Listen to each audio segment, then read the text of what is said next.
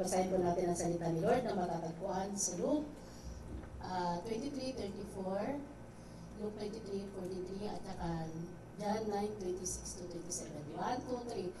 Father, forgive them, for they do not know what they are doing. Truly I tell you, today you will be with me in paradise. Dear woman, he is your son, and to his disciple, he is your mother. Praise God. Sa makakapunan po tayo, purihin po ang Diyos sa pagkabasa ng kanyang mga salita. Amen. Amen. So praise God. Unang katanungan ko po dito, sino po yung nagmahal na? Amen. Lahat tayo nagmahal na, no? So naramdaman natin, ano po? Pero yung pagmamahal na ito, tinatanong sa atin ng Panginoon, gaano na kalalim yung pagmamahal natin sa Panginoon? Amen? So, siguro kung pagmamahal lang, nang nararamdaman natin, superficial ito, mababaw. Pero ang tanong kasi sa atin dito ng Panginoon, gaano mo na ako kamahal? Gaano na kalalim ang pagmamahal mo sa akin? Amen? Kung pag-uusapan natin pagmamahal, wala nang hihigit pa sa pagmamahal ng Panginoon. Amen? So makikita po natin dyan, una sabi po dyan sa atin, tapos ito na po yan, 1 to 7 po yan, ano po, natatalakay next week ng Pastor Brenda. Ayan, so next tayo. Wala. Ayan, sabi, Father, forgive them, for they do not know what they are doing, sabi po dyan. So makikita natin dyan, ano po, sino yung during that time na nakapako po, parang nag-echo yung aking boses. During nakapako po ang ating Panginoong Hesus, di po ba, sinabi niya dito, ano po, Ama, patawarin mo sila sapagkat hindi nila alam ang kanilang ginagawa. Amen? Naalala niyo po ba, ano po, wala na po tayo dyan during that time na pinako ang Panginoon. Hindi po natin saksihan yan, ano lang, physically, ano po, hindi natin ito nakita. Subalit, ano po, buhay ang salita ni Lord. Up to now, amen, ano po, naririnig natin, ano po, na, Father, forgive them. Ano, patawarin mo sila sapagkat hindi nila alam ang kanilang ginagawa. Nakikita niyo po ba yung sarili during na kapag kayo gumagawa ng hindi mabuti? Ano po, tayo nagkakasala, tayo yung nagkakamali. Ano po, kapag hindi po natin ginagawa ang isang bagay na dapat natin gawin. Amen? Nakikita niyo po ba yung sarili niyo? Ano po, na dapat ito ginagawa ko. Dahil isa ako doon sa sinabi ng Panginoon. Pangalan ko yung, nakakabit ang pangalan ko doon. Ang sinabi ng Panginoon, Father, forgive them. Ako yun. Natanong niyo po ba sa sarili niyo? Amen, ano po, natanong po ba natin sa sarili natin? During na pag tayo nagkakaroon ng kasalanan, ano po, ano pa, isa sa pinaka-talamak na kasalanan, ano po, yung pinaka-popular, yung hindi umaatin. Diba sabi kasi, Lord, kuman kasi ito ni Lord, huwag niyong kalimutan ang araw ng pagtitipon. Madalas ito nakakalimutan ng mga Kristiyano. Amen? Kaya sabi po dito, ano po, patawarin niyo po siya, Lord Jesus, ano po, Abba Messiah, pleading, ano po, forgiveness, ano po, sa bawat isa po sa atin. Amen, ano po, sabi nga po ng Matthew dito sa atin, ako hindi na nakita dyan. Sabi nga po ng Matthew, buksan nyo na lang po yung Bible nyo, kung yun yung po makita dyan, Matthew chapter 5, verse 43 to 44. Sabi po dito, love your enemy, love your enemy. You have heard that it was said, you shall love your neighbor and hate your enemy. But I say to you, sabi ng Panginoong Jesus, love your enemies and pray for those who persecute you. Ano po? So kaninang umaga sa doon prayer nakaka-bless, amen, ano po? Nagmanifesto ang pagmamahal ng Panginoon. Ano po? Dahil siyang pinagbulan, ano po, ng pagmamahal na ito. At katibayan, ano po, hindi po ito sasabihin ng Panginoong Hesus, o hindi niya ito ikukuman kung hindi niya ito ginawa first sa atin. Tayo ay mga dating kaaway ng Panginoon. Amen? Tayo yung mga sumalansang. Ano po? Tayo yung nagsabi, tayo yung sinasabi dito na kailangan, sinasabihan ng Panginoon, kailangan natin ibigin din natin ang mga umaaway sa atin. Hindi ang devil, hindi ang gawa ng kaaway. Kundi yung physically na nangaaway sa atin, nangaabuso, nagsasalita na hindi maganda. Pray for them. Itinuro ito na, hindi ito sinabi ng Panginoong Jesus, na hindi na unang ginawa. Alam niyo po, nakakabless kay Lord Jesus, amen, pag nagsasalita siya, unang mo siya makikitaan, siya ang unang gumawa. Ito ang tunay na leader. Siya ang unang gumawa. Sabi niya, love your enemy, minahal niya tayo. Obey the commands of the Lord, di po ba? Siya ang unang gumawa.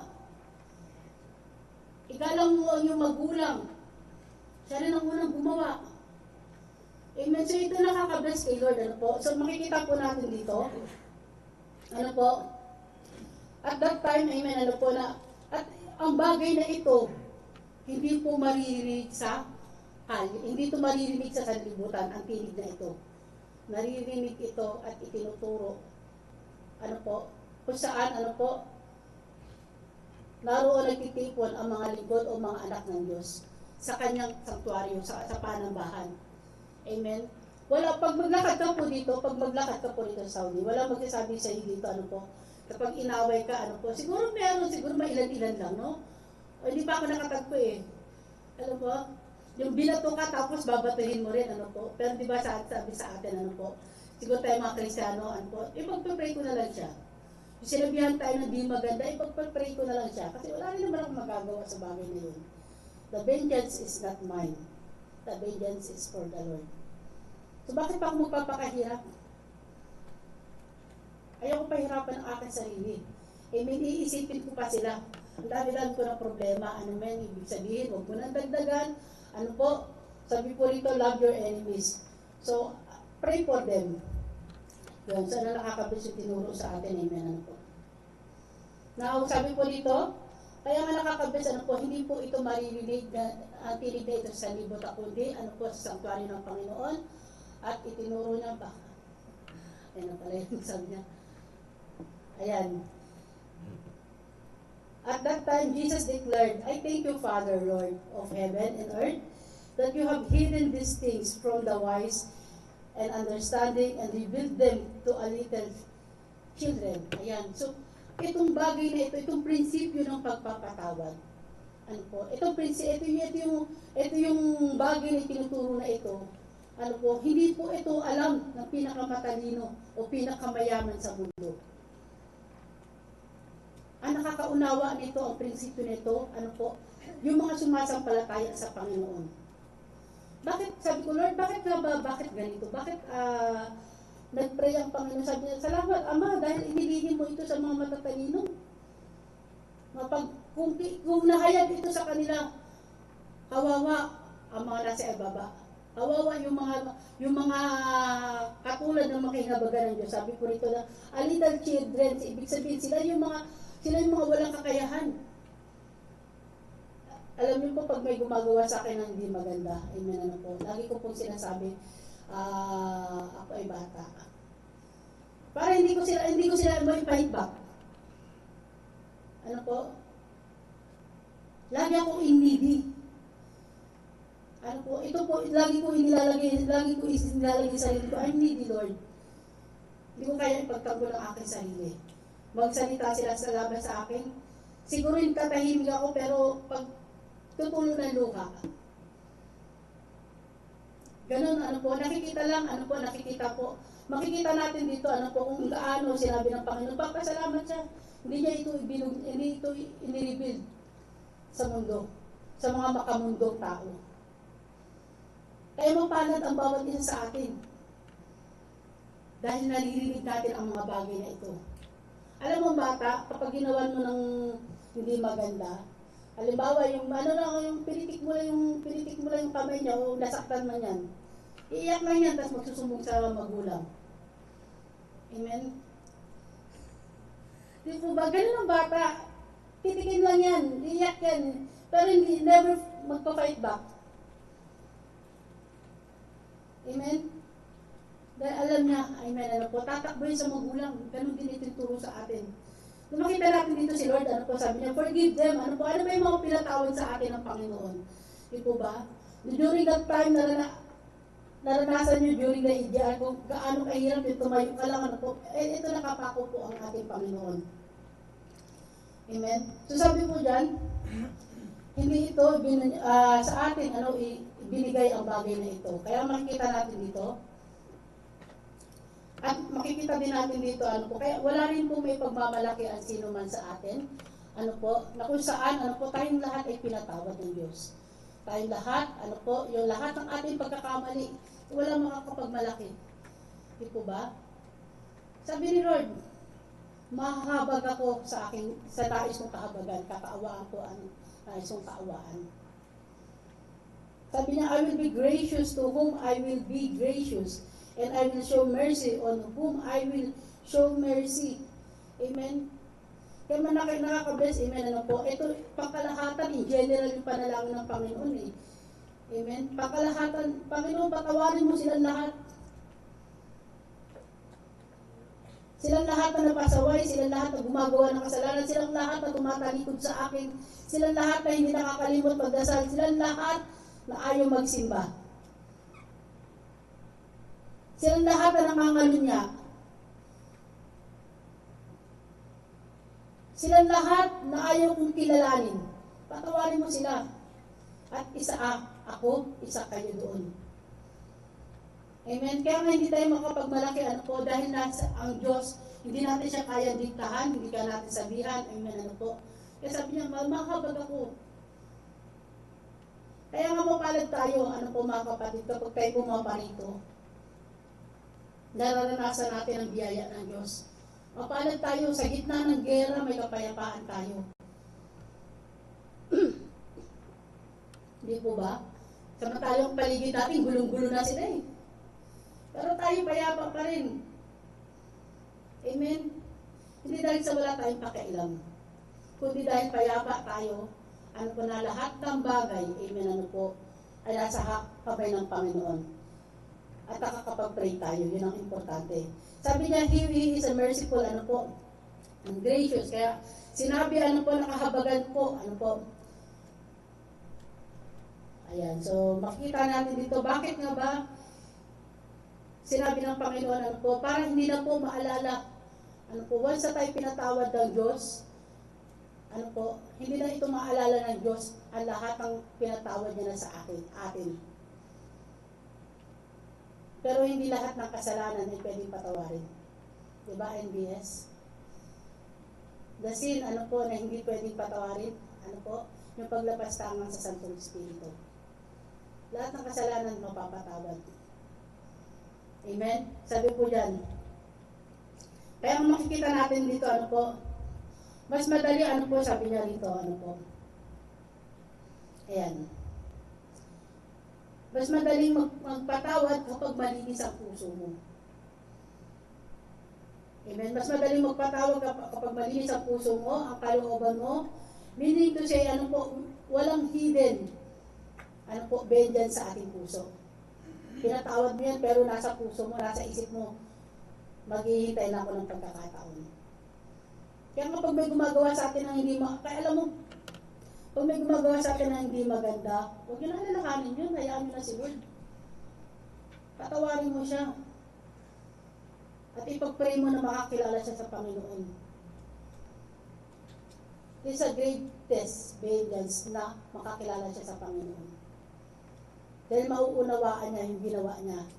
Hindi naman natin naunawaan before yung pinagagawa natin unless pinatawad ka at tanggap natin pagpapatawad ng Panginoon. Kaya bakit kailangan mo pa, ano po, magtampo sa kapatid, patagalin pa yung mga hindi magandang pagkaalitan, ano po, hindi na po, ano po. Sabi po dyan, kaya makikita dito, ano po, and cover it, ano po, with the love of the Lord, ano po.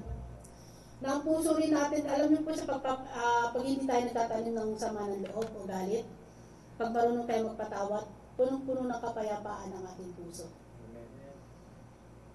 Ang sarap matulog. Ang sarap mag-pray. Alam mo, pag nakagawa ka ng di maganda, pag mag-pray ka, ang bigat. Kaya nga sabi ni Lord, iwanan niyo muna ang hain niyo at makipag-ayos kayo bago kayo dumulog sa akin. Ito po ba? Kaya nga sabi po nito, makikita natin lang po at nagkakaroon din po tayo ng compassion doon sa tao na gumawa sa atin ng hindi mabuti. Gaya ng ginawa ng Panginoong Hesus sa atin. Amen. So makikita natin dito na po na full of compassion to them. At huwag natin, huwag tayong tumayo dun sa panuntunan o panukala ng mundong ito patungkol sa pagpapatawad. Lagi tayong magbasa. Sabi ni Lord, di ba, pag pinatawad, kailangan wala na. Wala nang, hindi yung pag naalala mo ulit, magagalit ka ulit, maiinis ka ulit. Kasi pag pinatawad mo na, ibig sabihin, wala na yung tinik sa puso mo, malinis na yan. Sabi po dyan, kaya makikita natin dito, unless, sabi po dyan, unless you don't, kung hindi mo na uunawaan, yung prinsipyo ng pagpapatawad, ibig sabihin, hindi ka talaga nagpatawad. So, anong prinsipyo nito? Pag-pray mo siya, huwag ka magtanim ng sama ng loob. Pag nasaktan ka, mag-pray ka kay Lord, Lord, linisin mo yung puso ko. Ayoko itong madumihan ng galit o inis. Amen? At napak-anuan ng mukha mo, maayos. Kasi hindi bitbat ng sama o sakit ng kalooban. Mahirap magpatawad, lalo na kung malalim ang ginawa sa inyo. Diba ba? Napakahirap yan. Napakahirap po talagang bukayin pag malalim na. Lalo na pag ito ay nagugat na, napakahirap. Pero sabi sa kabila nito, pinakita sa atin ng Panginoong Hesus, yung kalinisan ng kanyang puso, ng kanyang pananalangin, na tayong lahat, ay pinatawad. Gaano mang kalalim, gaano mang kasakit, yung ginawa natin, sa Panginoon. Na nagturo sa atin, na kilalanin at mahalin ng Diyos. Pag ang isang tao, kung gaano siya kabigat o kalalim yung ginawa niya kasalanan, pag pinatawad mo siya, alam mo matitiis sa'yo compassion, pagmamahal. And this is the exactly na naiwan sa Panginoon, pagmamahal niya sa atin. Ang patawarin mo sila, hindi nila nauunawaan. Amen. Kaya sa sandaling may gagawa sa atin hindi mabuti, alalahanan natin, tayo man ay pinatawad din. Tayo man ay kinahabagan din. Amen. Sabi ko, hindi nila nauunawaan. Pero kung ayaw mo magpatawad, nasa iyo yan. Amen. So ano po ba yung mga kasalanan na ginawa natin sa Panginoon? Huwag naman tayo lagi na lang, paulit-ulit yung kasalanan na ginawa natin sa Panginoon. Sabi nga po ng Romans 2, yan. Ay, naku, bakit yan? Hindi ko na-check. Kita niyo po ba? Ayan. Sabi po dito, sa awit, ngunit yung pinatawad ng kasalanan ay nilimot, pinatawad mo nga kami upang sa iyo'y matakot. Ito po pala yung ginagawa ni Lord. Kaya tayo pinatawad, kaya tayo nililinis upang matakot tayo sa Kanya na siya ay banal na Diyos. The more po natin nakikilala kung sino ang Diyos, the more nagkakaroon. Hindi po ito yung takot na this is divine fear. Ibig ko sabihin dito. Nagkakaroon ka ng reverence sa Lord, natatakot kayo gumawa ng kasalanan. Bakit? Papipighatin mo si Lord. Amen. Sabi po dyan, at nilimot na lahat ng ating mga kasalanan. Huwag na tayo magpaulit-ulit o baka naman hinahamak natin, sabi ng Romans, hinahamak natin ng Diyos sapagkat siya mapagpaumahingin at magpatawad.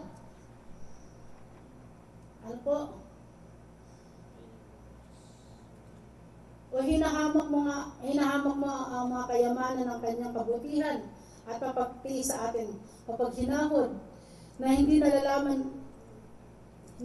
mo nalalaman ang kabutihan ng Diyos ang siyang umaakay sa iyo sa pagsisisi. Amen. Kaya tayo binibigyan ng pagkakataon para tayo magsisi sa ating kasalanan. Amen. Na huwag na natin balikan ito dahil wala nang ipapako ulit. Wala nang maihain ulit para sa ating makasalanan. Tapos na. Kaya nga alam niyo po, pag kayo pumunta at lalong nagbabasa tayo ng Bible, amen, nakikita, parang kung salamin, nasasalamin natin ating sarili, mali pala yung ginawa ko, nagkakaroon tayo conviction, ano po, napapamahal tayo sa Panginoon. Sabi po dyan, dapat ayon sa iyong katigasan at iyong pusong hindi nagsisisi, tinitipon mo sa iyong sarili, sabi po dyan, tinitipon mo sa iyong sarili. Ayan, ang puot, sabi po dyan, hindi po ba?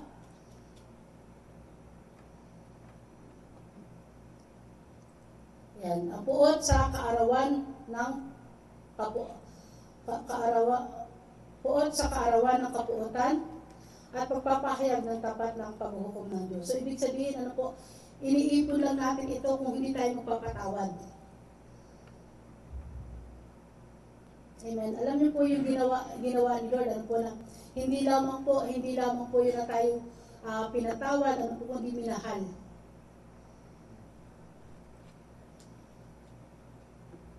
Kaya nga sa lahat ng pinatawad, ano po ng Diyos, natututong magmahal sa Diyos. Umiibig, sabi po dyan. Kaya huwag na natin balikan pa yung mga bagay na sinabi na natin sa Panginoon. Hiningi na natin yung kapatawaran.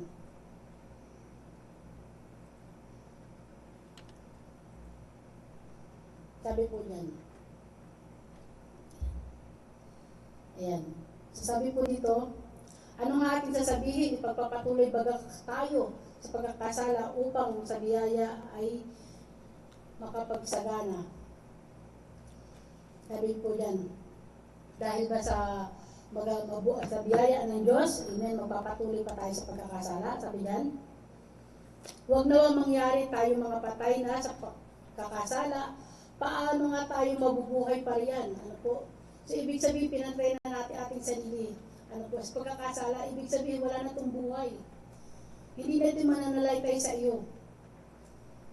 Yung mga kasalanan, yung mga darling sin, ano po, wala ito kung talagang pinatay na po natin ito. Sabi po dyan, o hindi ba ganin nyo nalalaman na tayong lahat ng mga nabautismo kay Kristo Jesus ay nagbautismo sa kanyang kamatayan. Tayo nang naglibing na kalakip niya sa pamamagitan ng bautismo sa kamatayan, na kung paano si Kristo ay nabuhay ng muli sa mga patay. Amen. Sa pamamagitan ng kalwalatian ng Ama at gayon din naman tayo makalalakad sa panibagong buhay.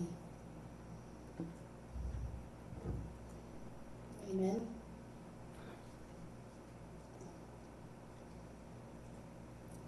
So, yan, kaya nga po makikita din po natin, ano po, kung sino talaga yung mga tumanggap ng pagpapatawad ng Diyos. Sila po yung ano po, nagnanais na makapamuhay na nakalulugod sa Diyos. Sabi po dyan, di po ba? Kaya nga lahat, ano po, ay mapapatawad. Lahat ay pinatawad, ano po, bakit? Upang magkaroon tayo ng panibagong buhay, makalakad sa bagong buhay na kinaloob ng Panginoon. So wag na nating itago, ano po, wag na nating ibebi pa, ano po, ipabebi yung mga kasalanan, yung mga ginagawa natin, ano po, itapon na natin, di naman tayo basurahan. Yung mga kasalanan na yan, ano po, yung hindi pagpapatawad, yung ayaw mo magbigay, amen, ano po. Hindi natin deserve ito. Amen. Alam mo po, last time na ibanggit ko sa mga kumari ko. Akala ko napatawad ko na, no? Hindi pa pala. Ang tagal. Ang hirap po mamuhay nang meron ka pang akala mo pinatawad mo ng isang tao, hindi pa pala. Kaya kung may mga hindi pa kayo pinapatawad dyan, patawarin nyo na. Huwag nyo hayaang mamuhay kayo sa hindi pagpapatawad.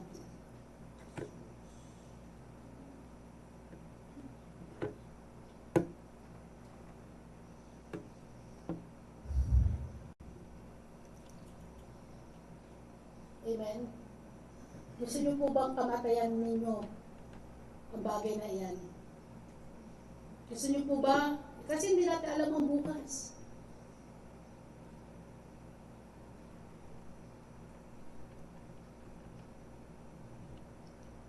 Amen. Sabi po dyan, ayan, natapos na. Ayan, so sabi po dyan, ano po, at dito sinabi po sa atin, sa Luke, chapter 23:43, truly I say to you, today you will be with me in paradise. Ano po? So sinabi ito ng Panginoon, ano po, doon sa nakaharap niya. Itong taong ito, hindi naman siya dumaan sa pagbabautismo sa tubig, di po ba? Instant yung naging pagpapatawad sa kanya ng Panginoon. Alam po, pag nakakaharap natin ng Panginoon, nakikita natin kapag naranasan natin presensya. Bakit marami naiiyak pag nararanasan ng presensya ng Panginoon? Ano po? Dahil nakikita nila, nare-recognize nila yung kabanalan, yung kadalisayan ng Diyos. Nakakapanlambot ng tuhod, maiiyak ka. Amen. So nakita natin dito kung paano nag-confess itong tao ito.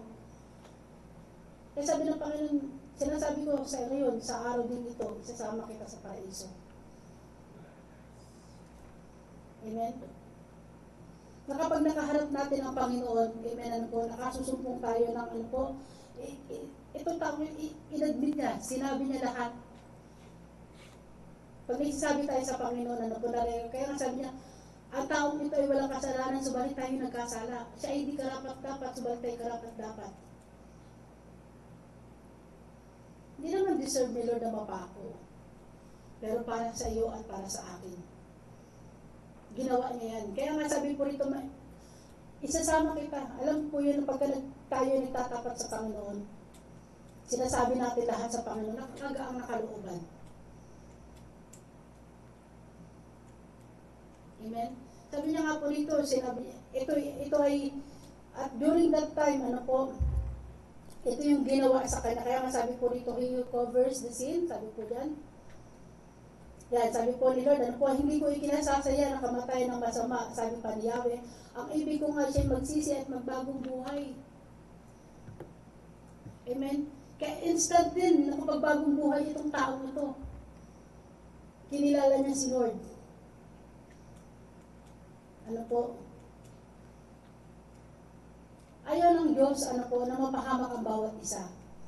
Ayaw ni Lord na tayo ay malugmok at manatili na nagkakasala o manatili sa pagkakasala. Ayaw ni Lord na manatili tayo sa putikan o kumunoy. Ayaw niyo ni Lord. Sabi nga ni Lord, di ba? Kaya may binigay ko kaisa-isa kong anak para ikaw at ako, ano po sabi niya, makapagbagong buhay. Di po ba?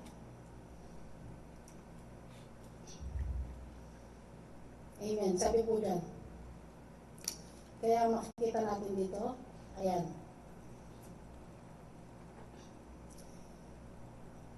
Amen. Sincere, ano po sabi po dito, sincere confession of the sin, ano po, result forgiveness. God's love to be merciful and gracious to sincere and repentant person. Kaya hindi natin mamamamak si Lord, hindi natin madadaya si Lord. Kapag totoo ang ating paghingi ng pagpapatawad, pag-amin ng ating kasalanan, tapat at totoo, higit lalo ang Diyos sa atin, tayo patatawarin. Pero yung sinabi lang ng bibig mo, para sa isipan mo, ano, hindi po. Ang gusto ng Diyos, ano po, yung maging sincero tayo. Ibig sabihin, makikita na sa pamumuhay. Hindi yung pray ka ng pray, sabi ka na sabi, hindi mo naman ginagawa. Eh, sandali lang, hindi naman si Lord ang niloloko mo, kundi sarili mo. Sabi ni Lord, ano po, He is the merciful God. Gracious, ano po.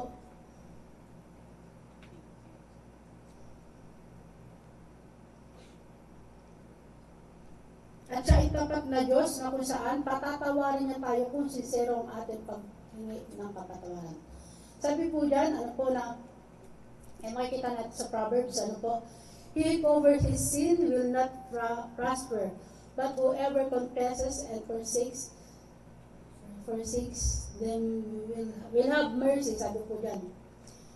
Ano po, so makikita din natin dito, kaya nga po dito na bibes ako, kay Lord, sabi niya, sabihin mo lang sa akin, ako bahala. Huwag ka na magtago at nakikita naman kita. Lahat hayag. Kaya nga yung kasama ni Lord na nakapako dun, alam niya wala siyang may tatago eh. The best thing to do, na gawin, is ihayag, sabihin lahat sa Panginoon. Kasi ayaw din naman ni Lord na nasa yung puso natin, balot ng hinanakit, balot ng hindi pagpapatawad,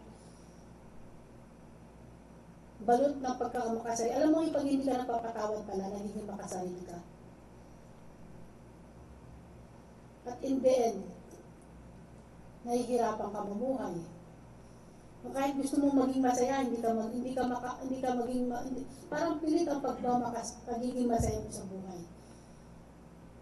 Amen? Sabi po rito, dahil ano po, sabi po rito, sinabi niya sabihin natin lahat sa Panginoon. At handa siya na tayo ay linisin at patawarin. Hindi po ba kinata natin kanina, walang mahirap sa Diyos, walang imposible sa Diyos. Kung naniniwala tayo sa Panginoon na kaya niyang gawin ito sa ating buhay. Yun yung nagawa ng Panginoon doon sa preso, doon sa nakapakong kasama niya sa ating pakaya. Amen? Sabi po rito, dahil ang gusto ng Panginoon, na pagtalikod, is 180 degree, natatalikod mula sa kasalanan at lalakad tungo sa Panginoon. Tatalikod at kikilalanin ang Diyos.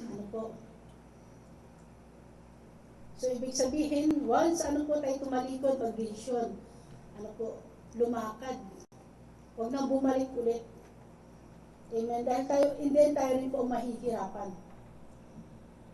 Mahihirapan at mahihirapan po tayo. Alam mo yung parang kanlasing yung lalakad ka ng isa, atras ka ng dalawa. Dapat hindi po ganun tayo. Kahit pa unti-unti, lakad. Importante nagpapatuloy. Amen. Sabi po dyan, ayan.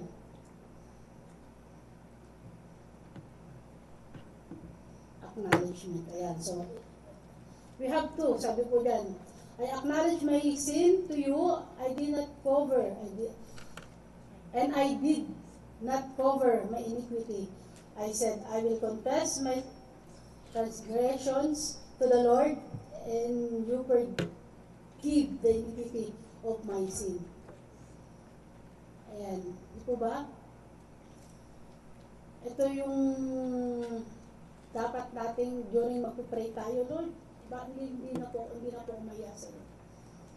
Pag nagsabi tayo, pag kinonfess natin, makita na yung bunga nito. Kasi yung pagkukonfess natin, alam na ito ni Lord eh, pero ang gusto niyo makita sa atin yung bunga. Yung bunga. Alam niyo po, si Lord lagi siya naghahanap ng bunga sa bawat isa sa atin. Ay, yung pag-upo niyo dyan, lagi siya naghahanap. Itong anak ko, naku, wala na naman. Kailan kaya ito magbubunga? Kailan kaya ito mag-uugat? Kailan kaya lalago ito? Amen? Kaya huwag tayong mahihiya na sasabihin sa Panginoon. Ano po? Dahil napakasarap maging malinis. Napakasarap maging payapa ang kalooban, ang puso.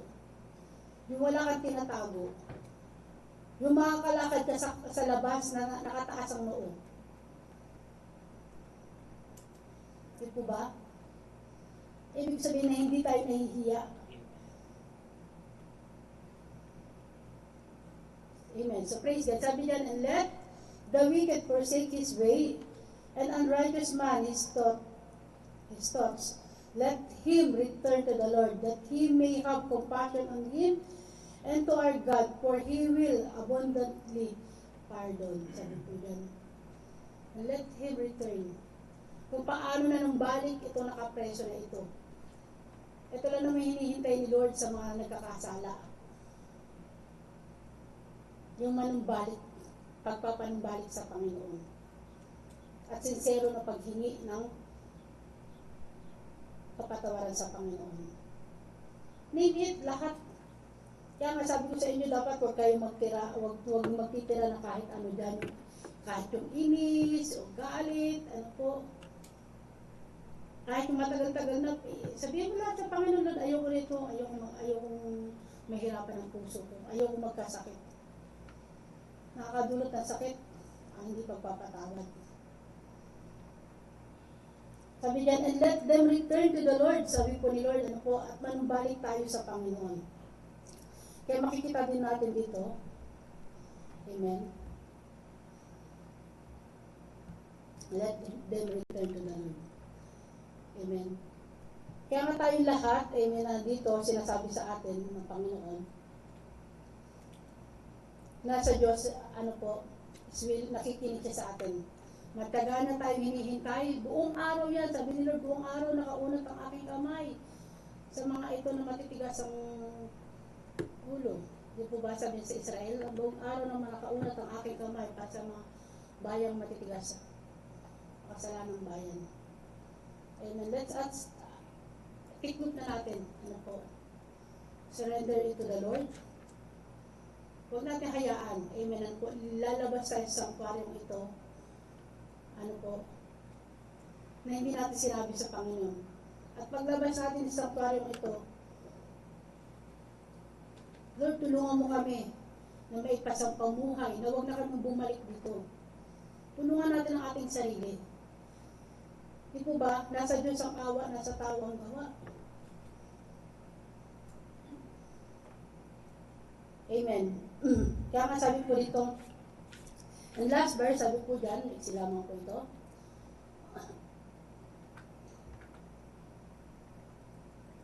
Yan, sabi po dyan, dear woman, sabi po dyan, di ba? Yan, dear woman, he is your son and his disciple, he is your mother, sabi po dyan. Yan, dear woman, here is your son, and to his disciple, here is your mother. Amen. Ano po? So, pinapatungkulan po, ano po, na ito ay si John, the beloved. Ano po? John the Apostle. Ano po? Na kung saan, ano po, makikita pa rin natin, during na nakapako ang Panginoon, ano po, naisip niya pa rin, ano po, si Mary. Naisip niya, ano po, even in that hour when Jesus was suffering and dying for our sin, ano po, of the world, he thought of the need of someone else. Nakita niya si Mary. Kailangan ni Mary na may makakalinga sa kanya. Ano po? Kaya nung nakapako ang Panginoon, ano po, nung sinabi niya, binanggit niya ito, ano po, naalala niya rin tayo yung pangangailangan natin na kailangan may kakalinga sa atin. Nakita ng Diyos na tayo ay needy. Di po ba? Nung hindi pa tayo dumadako sa sanctuaryo, ano po, hindi pa natin nakikilala si Lord. Wala tayong tahanan, nasa labas tayo, wala kumakalinga, wala nagpapakain. In short, mga palaboy. At ayaw ito ng Panginoon na makita niyang ganito ang kanyang mga anak na daratnan. Lahat tayo, ano po, ay nangangailangan ng kalinga, ano po. Kaya nga po nakakabless, amen. Binigay ano po ang Panginoon as representative of Mary ang church. Ano po, na kung saan, ano po, na tayo dito ay kinakalinga ng Diyos, ano po, patuloy na inaabot sa kanyang biyaya. We are in need, ano po. And this house, ano po, na siyang kumakalinga sa atin, ano po. So, makikita po natin dito, pangangailangan ni Mary, ano po, si John hindi po siya, ano po, na nagdalawang isip na kunin si Mary. Ano po? Hindi ito naging option kay John the Beloved, ano po, hinyo, ano po, dahil alam ng Panginoon ang puso ni John. Yung sinasabing disciple na kasama ni Mary. Ano po? Wala po sinabi dito sa nabasa natin, pero regarding po sa lahat, ano po, ng mga babasahin natin, ano po, ang istorya nito si John lagi at Matthew.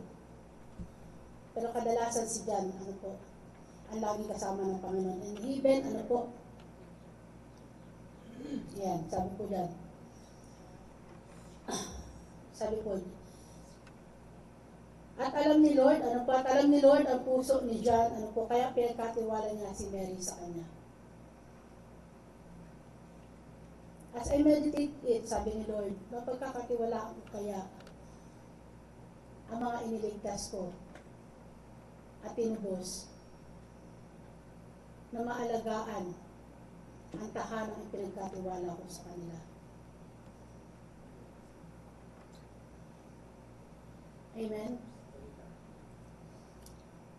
So ito po yung tinuturo sa atin, ano po, na tayo man din po ay matuto natin, na tayo, ano po, na mahalin, ano po,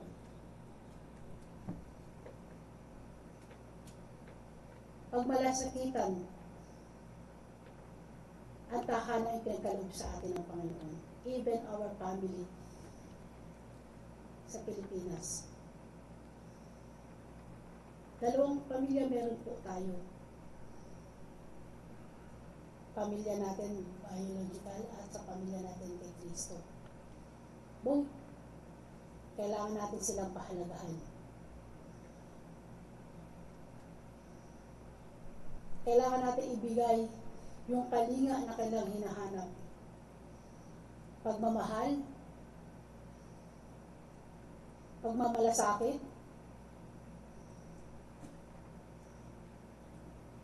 amen? Sabi ni Lord, dahil alam ni Lord, ano po yung puso ni John. Tayo kaya, gaano natin pinagmamalasakitan ang mga mahal natin sa buhay. Gaano natin pinagmamalasakitan ang ating kapatid, mga kapatid kay Kristo. Paano natin pinapahalagahan ang kanyang iglesia. Amen. So, praise God. Ganyan na lamang po ang salita ng Panginoon. At tayo ay makakatayo.